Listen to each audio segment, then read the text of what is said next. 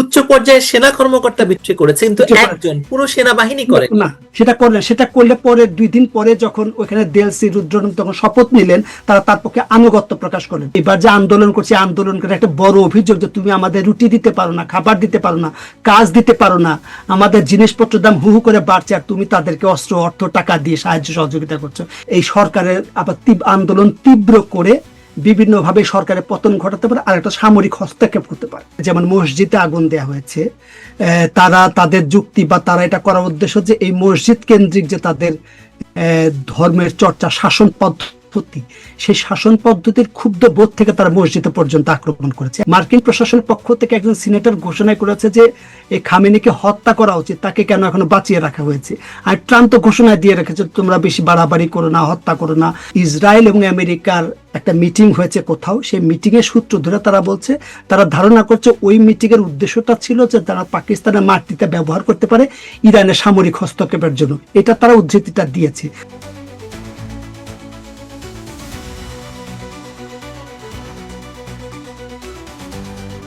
Iran জ্বলছে নানা ধরনের বিক্ষোভে, ক্ষোভে, এবং ইরানের ভবিষ্যৎ জ্বলছে কিনা সেটা নিয়ে সারা বিশ্বময় প্রশ্ন উঠছে।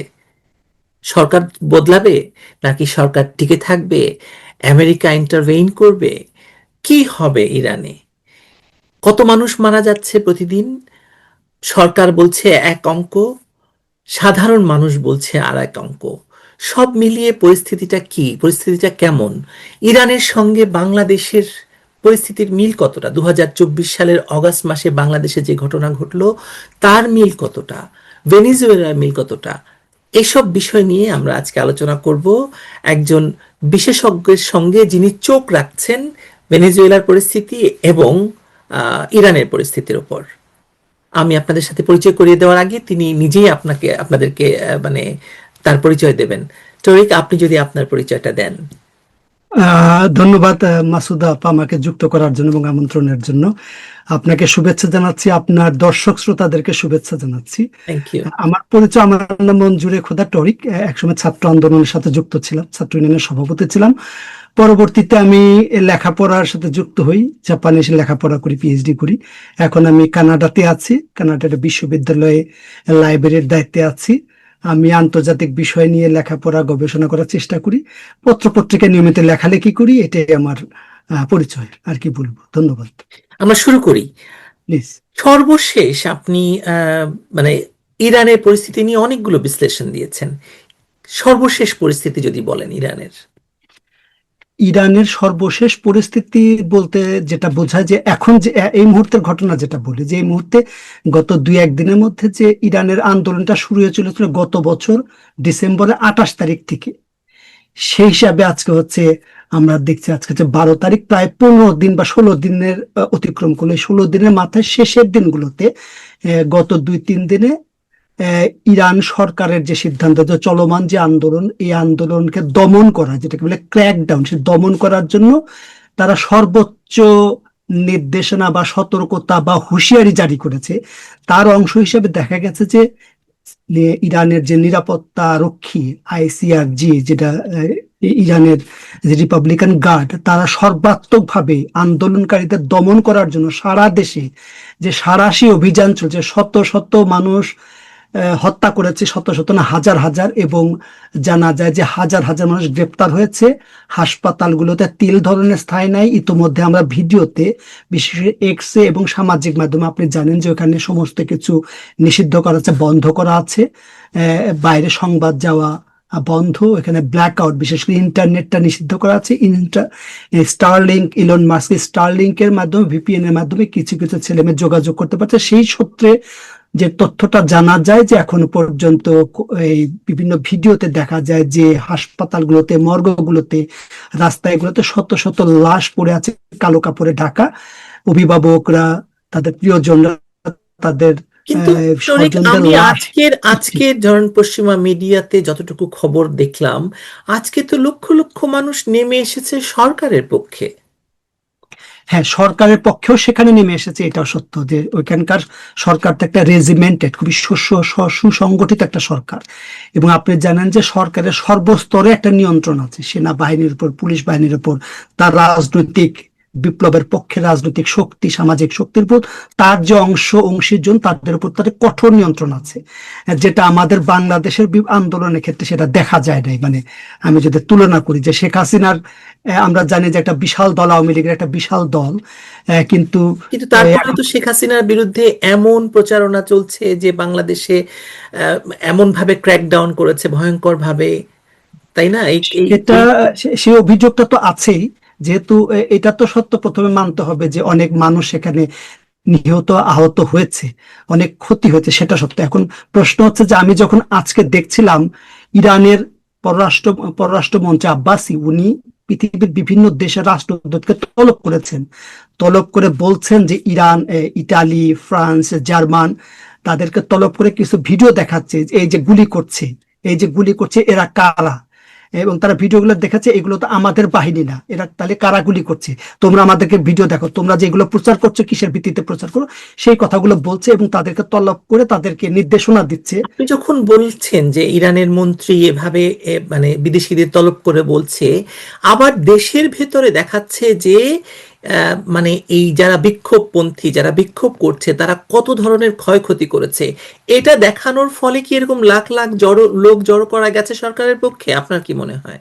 সেটা তো একটা সেন্টিমেন্ট আছে। প্রথমত হচ্ছে যে সেখানে যেমন মসজিদে আগুন দেওয়া হয়েছে, তারা তাদের যুক্তি বা তারা এটা করার উদ্দেশ্য যে এই মসজিদ কেন্দ্রিক যে তাদের ধর্মের চর্চা, শাসন পদ্ধতি, সেই শাসন পদ্ধতির ক্ষুব্ধ বোধ থেকে তারা মসজিদে পর্যন্ত আক্রমণ করেছে। এখন সহিংসতা ভয়াবহ রূপ হয়েছে, সেটা আমরা দেখেছি বিভিন্ন ভিডিওতে এবং বিভিন্ন ফুটেজে, এবং আন্দোলনে অংশগ্রহণ মানুষ স্বতঃস্ফূর্তভাবে করেছে। সেই জিনিসগুলো সরকার হয়তো দেখেছে, তাদেরকে তারা দেশ বিরোধী, দেশের শত্রু হিসেবে চিহ্নিত করেছে, বিপ্লবের শত্রু, ইসলামের শত্রু হিসেবে চিহ্নিত, এবং বিদেশি বিদেশি বিশেষ করে ইসরায়েল আমেরিকার এজেন্ট বা সংস্থা বা তাদের দ্বারা এই হত্যাকাণ্ড সংঘটিত হয়েছে, তারা এই আন্দোলনকে সংগঠিত করছে, তাদের অর্থ, এটা মোসাদ, এই নামগুলো কতখানি তারা উচ্চারণ সত্য? করছে। আপনার কি মনে হয় যে ইন্ধন কি আদৌ আসলেই আছে কিনা? কারণ মানে ইরানের ক্ষেত্রে, ভেনিজুয়েলার ক্ষেত্রে, বাংলাদেশের ক্ষেত্রে আমরা তো দেখেছি যে বিদেশি ইন্ধন আসলে আছে।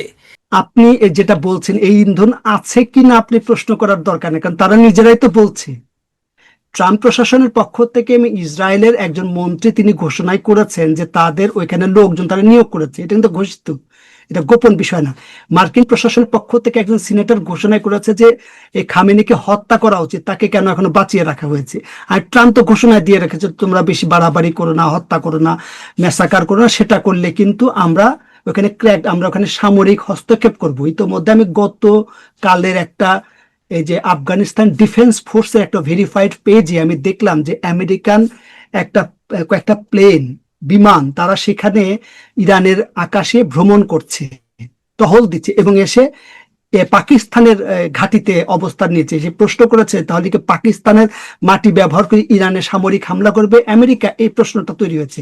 তা আপনি যে বলেছেন যে আশঙ্কার কথা, সেটা আশঙ্কার জায়গায় নেই, কারণ সেটা তাদের ঘোষিত নীতি। তারা শত্রু রাষ্ট্র জ্ঞান করে ইরানকে, এবং ইরানকে ধ্বংস করা বা ইরানকে শাসন পতন পতন ঘটানো তাদের উদ্দেশ্যে ঘোষিত। এটা কতখানি সত্য যে ধরেন পাকিস্তানের এয়ারবেস ব্যবহার করে বা পাকিস্তানের সামরিক ঘাঁটিগুলো ব্যবহার করে ইতিমধ্যেই মানে মার্কিন যুদ্ধ বিমান সেখানে পৌঁছেছে, এরকম কথা, এরকম আলোচনা, এরকম দু একটা জায়গায় আমি খবরও পড়ছিলাম।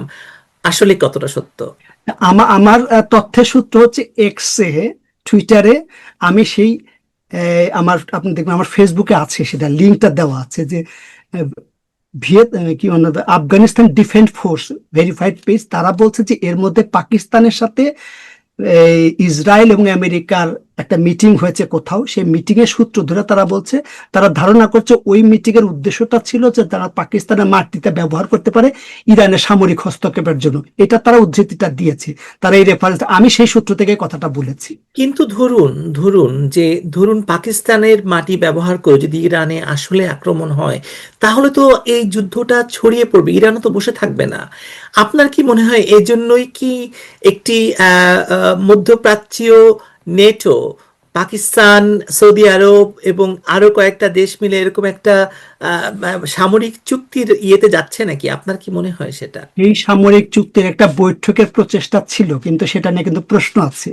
আমেরিকা কিন্তু এই বিষয়ে খুব একটা আগ্রহ নাই। এখানে ভারতকে বাদ দিয়ে যদি, এখানে ভারত কিন্তু ওই বৈঠকটার মধ্যে বা ওই স্ট্রিটের মধ্যে তাদের রাখে নাই।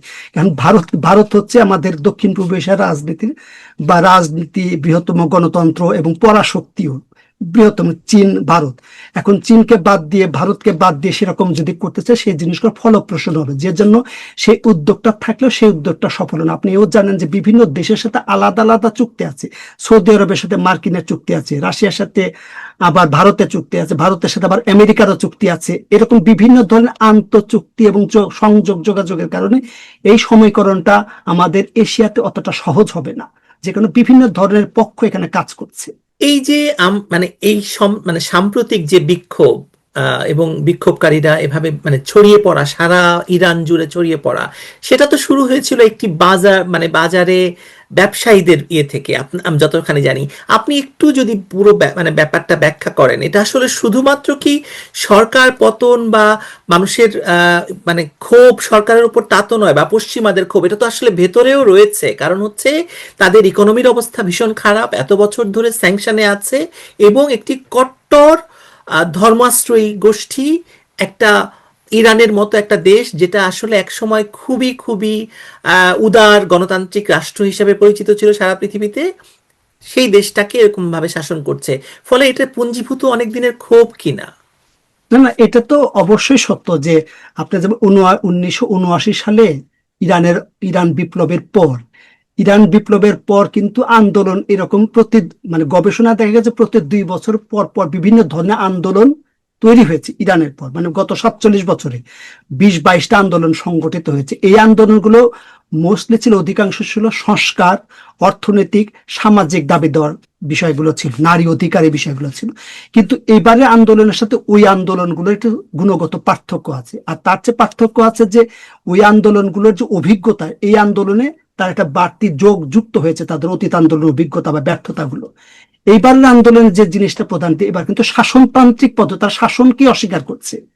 তারা মোল্লাতন্ত্রকে নিপাত যাক, মোল্লাতন্ত্র পতন হোক, এটা আশা করছে এবার। কিন্তু আপনি যেটা বললেন যে এই আন্দোলন সূত্রপাতটা আসলে কিভাবে হলো, আন্দোলনের সূত্রপাত হয়েছে আমি বললাম যে গত বছর ডিসেম্বর 28 তারিখে। কেন যে এই আপনি জানেন যে আমরা জানি যে দীর্ঘদিন ধরে ইরান একটা আন্তর্জাতিক অবরোধের মধ্যে, বাণিজ্যিক অবরোধের মধ্যে আছে। সেই বাণিজ্যিক অবরোধ থাকে কারণ ইরানের প্রচুর সম্পদ বা তেল সম্পদ থাকার কারণে সেই তেল তারা বাইরে বিক্রি করতে পারছে না। বাইরে যেহেতু বিক্রি করতে পারছে না, কিন্তু তাদের তো ব্যয় বসে নাই। তাদের ব্যয় বসে না, ব্যয়ের সাথে আভ্যন্তরীণ রাজনৈতিক সামরিক ব্যয়ের একটা প্রচুর বাড়তি ব্যয় আছে, সামরিক নিরাপত্তা, আঞ্চলিক নিরাপত্তার সাথে। আবার তারা ওখানকার একটা প্রক্সি ওয়ারের সাথে যুক্ত। প্রক্সি ওয়ার মানে বুঝতে চাচ্ছে যে নিউক্লিয়ার প্রোগ্রামও আছে, যেটাতে অনেক অনেক ব্যয়বহুল। অনেক ব্যয়বহুল। আর তার সাথে প্রক্সি মানে হামাসকে তারা সাপোর্ট করতেছে, ইসরায়েল গাজার হামাসকে।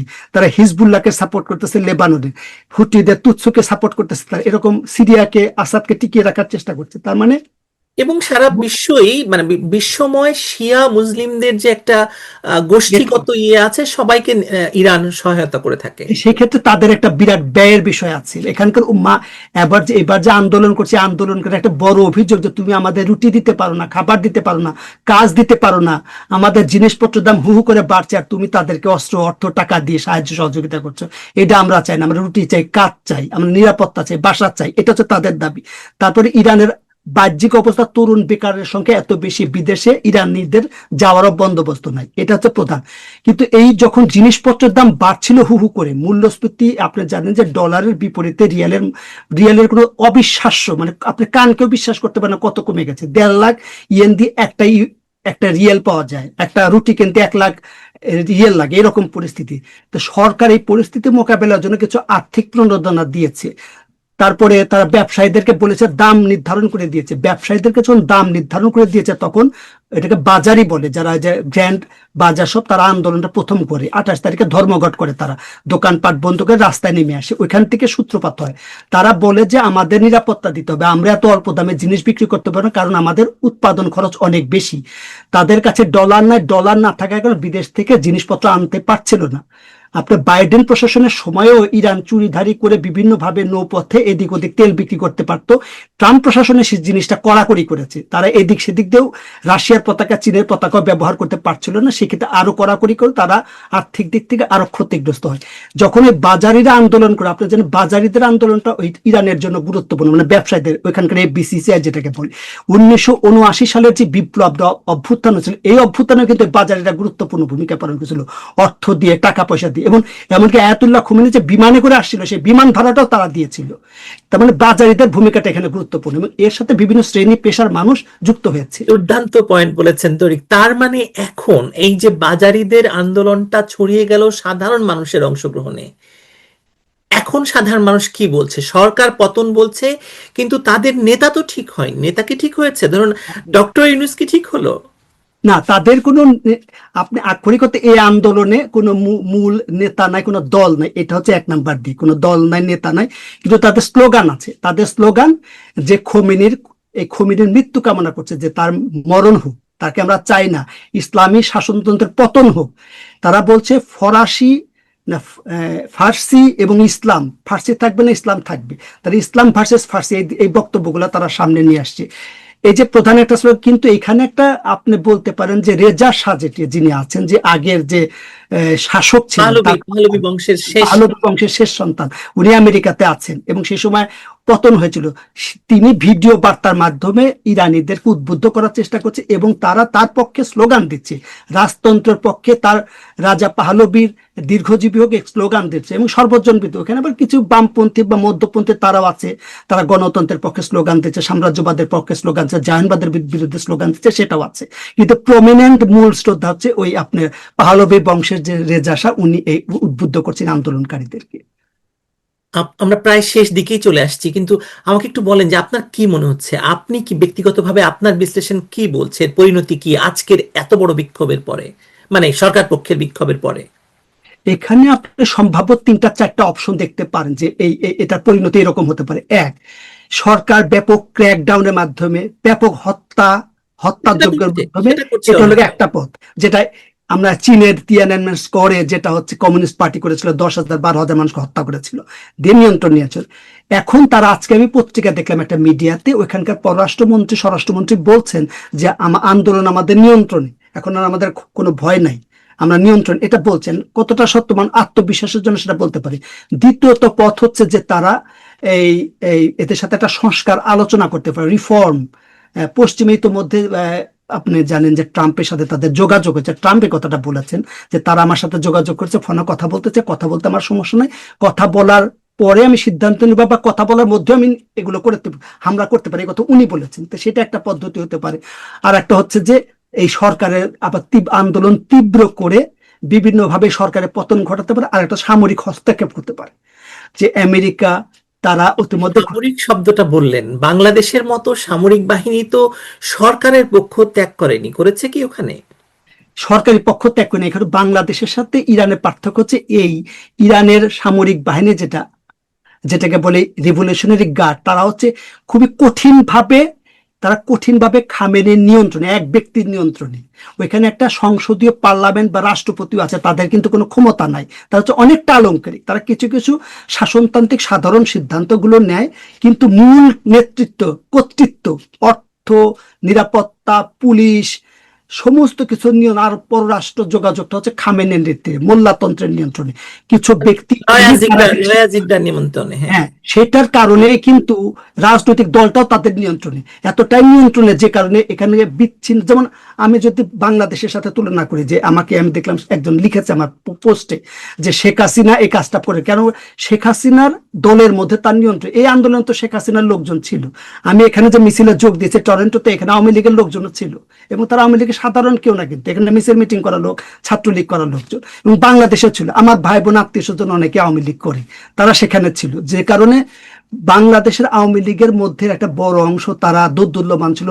আওয়ামী লীগের যেটা হচ্ছে আপনার বলি যে হাইব্রিড আওয়ামী লীগ যারা আছে, যারা প্রকৃত আওয়ামী লীগ, আর যারা বংশ পরম্পরা এই দলকে ভালোবাসে, এই কিন্তু তাদের মধ্যে দলের কর্তৃত্বটা ছিল না, সেটা না থাকার কারণে, এবং পুলিশ সেনাবাহিনীর মধ্যে এখন দেখেন যে আমাদের অন্তর্বর্তী সরকার যে গুতগুতিগুলো করছে, যে কার পক্ষে, আওয়ামী লীগের পক্ষে না বিএনপির পক্ষে, কিন্তু সব যারা আছে প্রশাসনে তারা তো আওয়ামী লীগের সামনে নিয়োগপ্রাপ্ত, কিন্তু আওয়ামী লীগের সামনে নিয়োগপ্রাপ্ত হলে কেউ বিএনপির, কেউ জামাতের বা বিভিন্ন দলের। আওয়ামী লীগ যদি তার নিজের দলের লোকজনকে নিয়োগ দিত এই উপর পর্যায়ে তো 17 বছরে তারা থাকতো না। তো এই যে জিনিসগুলো কিন্তু ইরানে কিন্তু সেই জিনিসটা হয় না। ইরানে বেছে বেছে তাদের পরীক্ষিত লোকদেরকে জায়গা মতো বসিয়েছে, যার জন্য এদের মধ্যে থেকে একটা আলোচনা ছিল যে তরুণ অফিসাররা কি একটু পাল্টে দিবে, ওদের পক্ষে যাবে, সেটা এখনো পর্যন্ত হয় নাই। এটা হওয়ার অপেক্ষায় তারা ছিল। সেটা যদি আমেরিকা করতে পারতো, সেই প্রচেষ্টা তাদের ছিল যে সেনাবাহিনীর মধ্যে, প্রশাসনের মধ্যে, পুলিশের মধ্যে এটা যদি করতে পারতো। যেমন আপনি ভেনেজুয়েলার কথা যদি বলি, যে ভেনেজুয়েলা মাদুরোকে সে তুলে নিয়ে আসলো, ঠিক একজন ব্যক্তিকে, তার স্ত্রী সহ, কারণ স্ত্রী বলেছে যে আমাকেও নিতে হবে, আমি যাব না, তাকে কিন্তু ওখানে থাকতে বলেছিল যে তোমাকে আমি এখানে সুন্দর একটা জায়গা রাখবো, না আমি আমার জামাইয়ের সাথে যাবো, সে সেখানে চলে গেল। কিন্তু মাদুরীকে তুলে নেওয়া, কিন্তু ওইখানে ওই বাংলা ছবির ডায়লগ আছে যে তুমি আমার দেহ পাবে মন পাবে না। ভেনেজুয়েলার ক্ষেত্রে তাই ঘটেছে, যে ভেনেজুয়েলার টোটাল প্রশাসন একজন দুইজন বিট্রে করেছে সেটা ঠিক আছে, কিন্তু সেটা তো আইডেন্টিফাইড এবং তারা তোমার কাজ করছে। একজন উচ্চ পর্যায়ের সেনা কর্মকর্তা বিক্রি করেছে, কিন্তু একজন পুরো সেনাবাহিনী করে না, সেটা করলেন, সেটা করলে পরে 2 দিন পরে যখন ওখানে দেলসি রুদ্রন তখন শপথ নিলেন, তারা তার পক্ষে আনুগত্য প্রকাশ করলেন। এবং গতকাল যখন ট্রাম্প নিজেকে অস্থায়ী রাষ্ট্রপতি ঘোষণা করলেন, তারা এখানে হাসাহাসি করেছে, এবং ওইখানে পরের দিন আবার মিটিং হয়েছে, লক্ষ লক্ষ লোকের সমাবেশ হচ্ছে। এটা হচ্ছে পার্থক্য, যে দেলসি এবং মাদুরো তার দলের একটা শক্ত নিয়ন্ত্রণ সেখানে আছে। এবং ওইখানে যে 2024 সালের নির্বাচনকে তারা বলা হয় যে এটা কারচুপি করেছে, জালিয়াতি করেছে, কিন্তু মার্ক টার্কেল, আমেরিকান সাংবাদিক, তিনি নিজে বলেছেন যে আমি সেখানে ছিলাম পর্যবেক্ষক হিসেবে, এরকম কোনো কিছু হয় না। কিন্তু আমেরিকা যদি এতই সাহস থাকতো, তাগত থাকতো, তারা পার্লামেন্ট ভেঙে দিয়ে নতুন নির্বাচন আহ্বান করতো। তারা যাকে ঘিরে এই পরিকল্পনাটা ছকটা এঁকেছে, নোবেল জয়ী মাদাচো, তাকে কিন্তু তারা এখনো পাঠায় না, সে কিন্তু যেতে পারে না তার দেশে, এবং সে বলছে না তার গ্রহণযোগ্যতা নাই, সে নির্বাচনে গুলো জিতবে না, তাকে সে নিজেরাই বলছে। তার মানে স্ট্রেট ফরওয়ার্ড কথা হচ্ছে, মানে আমেরিকা, ভেনেজুয়েলা আর বাংলাদেশ এক নয়। আমি খুব সুন্দরভাবে আপনি আসলে ব্যাখ্যাটা করেছেন যে বাংলাদেশে একজন নোবেল বিজয়ীকে বসানো গেছে, ওখানে বসানো যাচ্ছে না, কারণ মানে ভেনেজুয়েলার মানুষের ভেতরে প্রতিরোধ তৈরি হচ্ছে। যে বিক্ষোভ দেখা যাচ্ছে প্রতিদিন ভেনেজুয়েলাতে, এটা তো অভাবনীয়।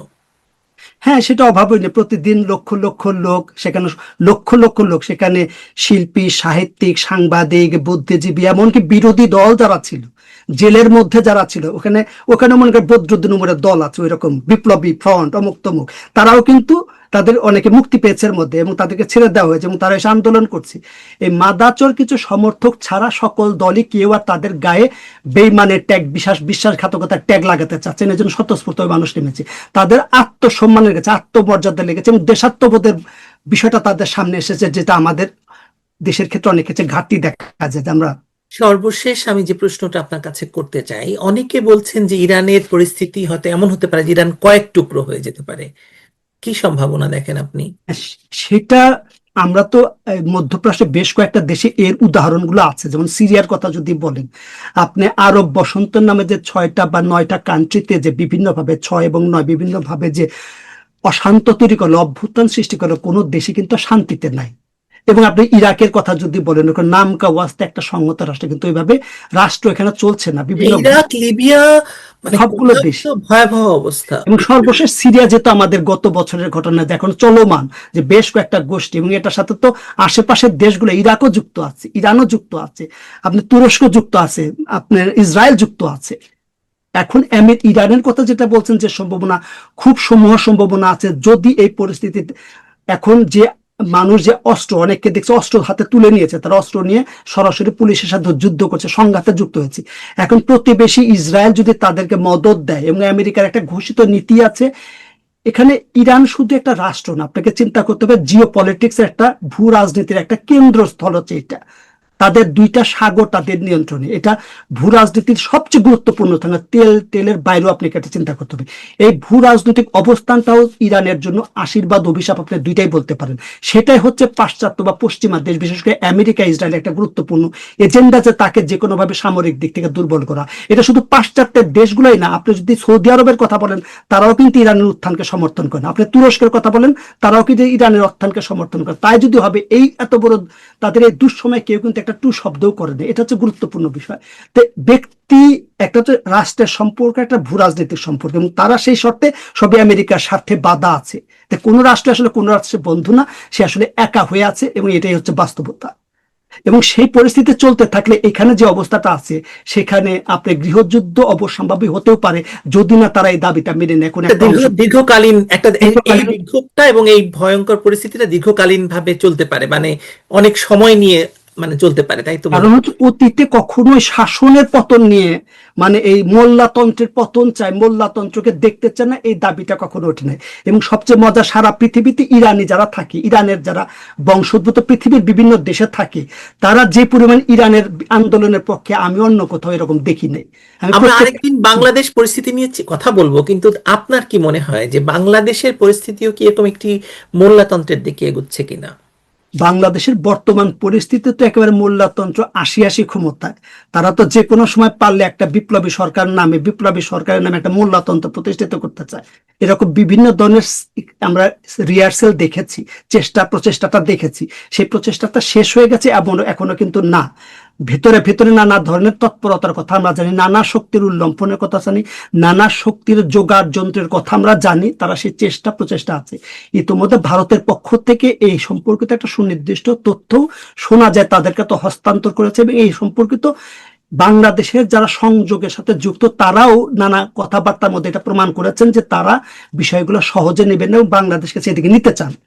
আমি আপনার সাথে এই বিষয় নিয়ে আবার কথা বলবো এবং একটু বিস্তারিতই কথা বলবো সময় নিয়ে। অসংখ্য ধন্যবাদ আজকে আপনাকে এই ইরান নিয়ে একটু মানে মোটামুটি একটা ধারণা দেওয়ার জন্য। পরিস্থিতি যদি মানে আরো সঙ্গীন হওয়ার সম্ভাবনা প্রবল, আমরা আবারও কথা বলবো এটা নিয়ে। ধন্যবাদ আপনাকে, ডক্টর মঞ্জুর খোদা তারিক। ভালো আপনাকে থাকবেন। ধন্যবাদ। জি, আপনি ভালো থাকুন, শুভকামনা। ভালো থাকবেন, থ্যাংক ইউ।